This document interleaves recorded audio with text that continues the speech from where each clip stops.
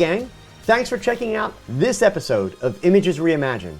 This is where I review images that were submitted by photographers like you and give constructive feedback through my eyes and my experiences.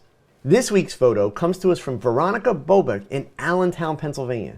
Be sure to stay tuned until the very end for a look at how I reimagined this image and also a look at how Veronika worked this shot. Veronika shared this gorgeous, fairy-inspired natural light portrait that was shot on a cloudy afternoon in a park near her home. She also shared the following technical details. The camera was a Sony A99, which is a 24.3 megapixel full-frame camera. Veronika shot with a Tamron 24-70 2.8 lens, racked all the way out to 70 millimeter. The image was handheld at 1/130th of a second at f2.8. The ISO, 200. Now I should point out that doing a shot like this handheld at 1/30th of a second is a pretty gutsy move. Combining that with a wide open aperture can be a recipe for disaster. So kudos to Veronika for creating a tack sharp image at those settings.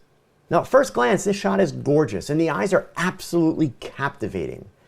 I love the color scheme and the wonderful bokeh on the green leaves in the background, which really helped to give this shot the fairy-like feel that Veronika was looking for.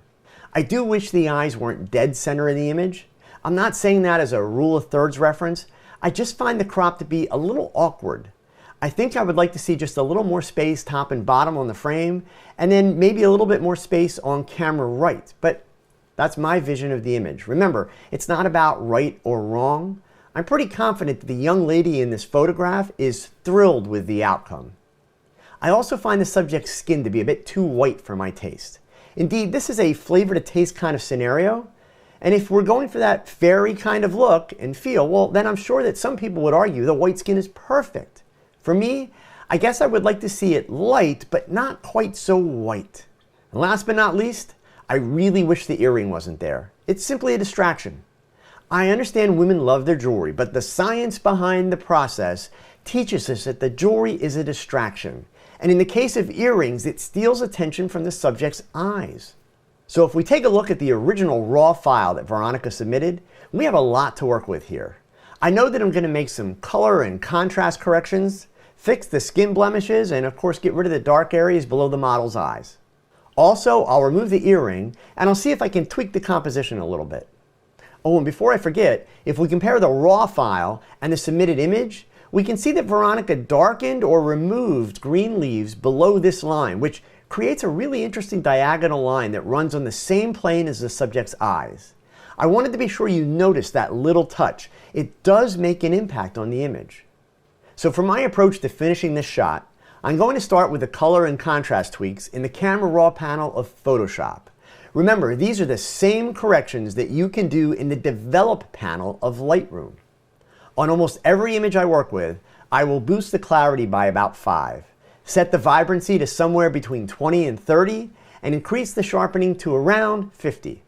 I will always check the box to enable the lens profile corrections as well as the remove chromatic aberration.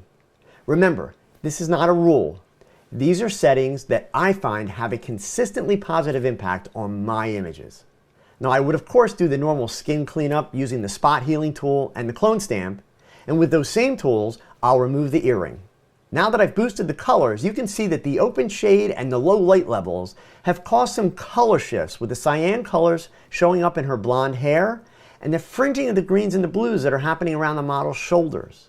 We can also see some color shifting in the whites of the model's eyes, and we have some shadowing on the model's left eye that, if left untouched, will look like she's got a black eye.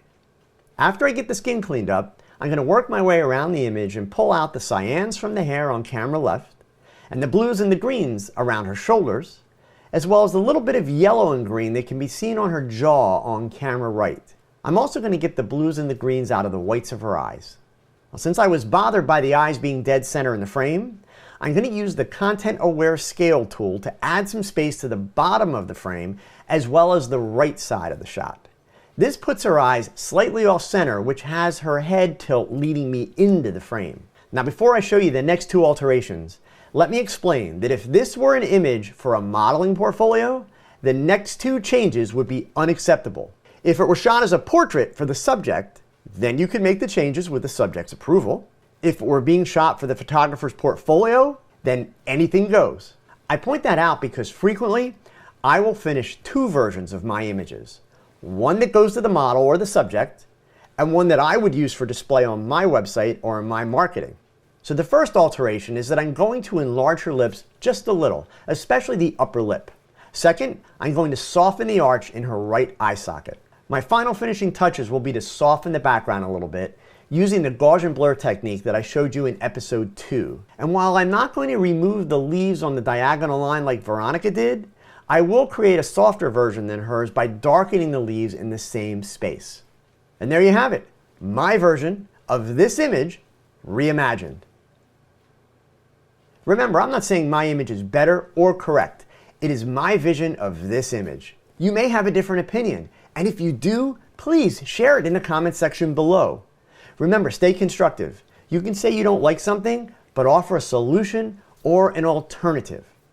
Now, I promised to show you how Veronika worked this shot. If you don't know what I mean by work the shot, be sure to watch this video. Here are a few other versions that Veronika created during the shoot.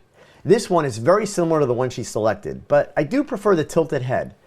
I think the diagonal line of the head tilt makes that a more interesting image. Looking down with the very heavy head tilt looks a bit awkward, and to me, looking down completely, I feel like this shot needs to be taken from a distance and show some more of the setting to give it context. All in all, excellent work, Veronika, and I agree that the image you selected was indeed your best shot. I hope you find this helpful. If you would like to have your image reimagined, please follow this link. I have also posted it in the info section below. Your image could be my next video. So until next time, remember that your next shot is the best shot. So keep learning, keep thinking, and keep shooting. Adios. Thanks for watching. If you find these videos helpful, please give them a thumbs up and subscribe so that you don't miss a single episode. And if you've got a question that you'd like answered, post it in the comment section below. Your question could be my next video.